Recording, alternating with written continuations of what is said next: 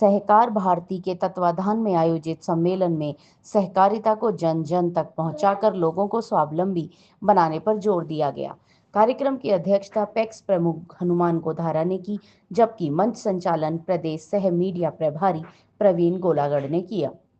प्रदेश महामंत्री डॉक्टर सौरभ भीष्म ने सहकारिता की विभिन्न योजनाओं पर चर्चा करते हुए बताया कि सहकार मॉडल के माध्यम से लोग लघु उद्योग स्थापित कर आर्थिक रूप से सक्षम बन सकते हैं। उन्होंने कहा कि सहकारिता की लड़ाई तब तक जारी रहेगी जब तक केंद्र सरकार सहकारिता एक्ट लागू नहीं करती। देखिए, भिवानी से मिंटू सैनी की है खास रिपोर्ट। टैक्स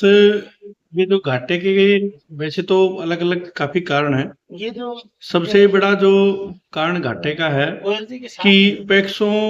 को जब बढ़ाया गया था 2006 में,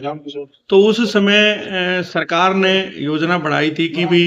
ये सभी तरह के काम करेंगे, इनके पेट्रोल पंप भी होंगे, गोदाम भी होंगे, फसल खरीदने का कार्य भी करेंगी, यानी मल्टीपर्पज काम करेंगी।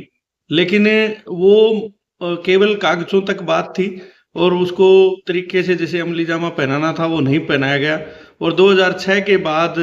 2024 में जाकर के पैक्सों की थोड़ी शुद्ध ली है। अभी भारत सरकार ने नई जो पैक्सों के लिए योजना बनाई है, वो योजना भी जो जमीन पर है, अभी हरियाणा प्रदेश की बात करें तो जितना भारत सरकार इसमें जोर लगा रही है, लगभग 2,500 करोड़ रुपए फंड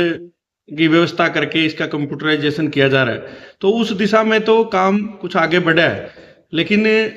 पैक्सों में जो घाटा है वो इतना बढ़ चुका है कि उस इनबैलेंस के कारण पैक्स की जो रिकवरी का प्रतिशत, चाहे वो अब 60-70% भी हो जाए, तो उनका जो इनबैलेंस है, जो लॉसेज है, वो इतना बढ़ गया कि उस मार्जिन कम है, जिसके कारण वो उसको कवर नहीं कर पा रही।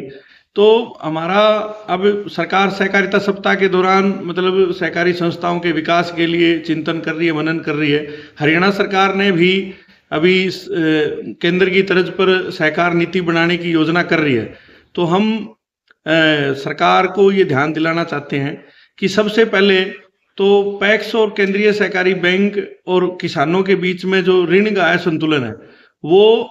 पैक्स बनाई थी तब 63 करोड़ था और आज वो लगभग 8,700 करोड़ हो चुका है। केंद्रीय सहकारी बैंकों का कर्जा पैक्सों की तरफ 14,000 करोड़ है और किसानों की तरफ जो कर्जा पैक्सों ने आगे दिया हुआ है वो केवल 6300 करोड़ है। तो जब तक इस 8700 करोड़ रुपए के इनबैलेंस का कोई स्थायी समाधान नहीं निकलेगा, पैक्स घाटे से नहीं निकल पाएगी। इसके साथ साथ पैक्सों को बहु उद्देश्य काम करने के लिए जो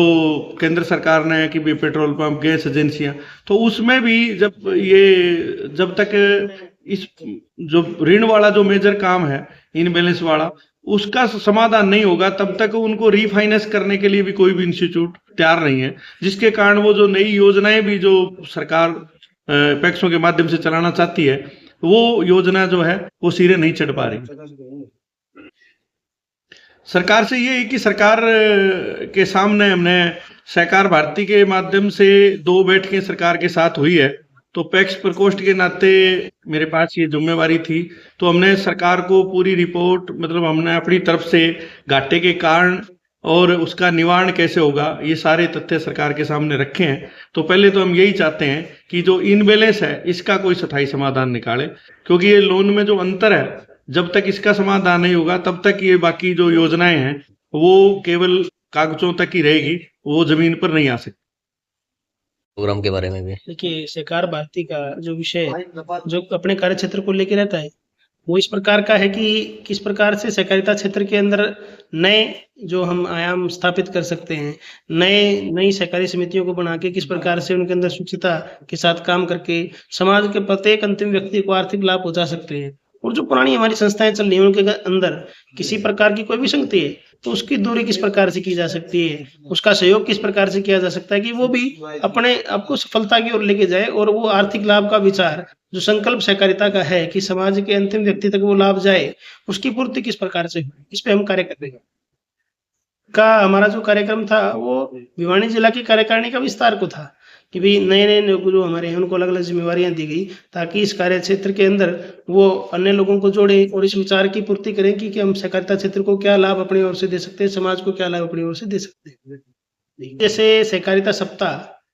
अपना चल रहा है, 14 तारीख से उसकी शुरुआत हुई थी, तो उसके निमित्त भी हम विचार ऐसा कर रहे हैं कि सहकारिता क्षेत्र के लिए ऐसा कोई कार्यक्रम किया जाए जिसमें कुछ ऐसे सुझाव निकल के आए जो सहकारिता क्षेत्र के भविष्य के लिए एक आधारभूत ढांचा बने और उनके अंदर सुधारों के लिए कार्य करें। ऐसे कार्यक्रम हम प्रदेश भर में करेंगे और उसके ऊपर योजना बनाएंगे कि वहाँ से जो सुझाव निकल के आए वो हम सरकार के साथ किसी प्रकार से बातचीत करके उनको वो सुझाव पहुँचाएं और उनकी पूर्ति होकर अगर सहकारिता क्षेत्र का कोई लाभ हम कर सकते हैं उसके ऊपर प्रयासरत रहेंगे।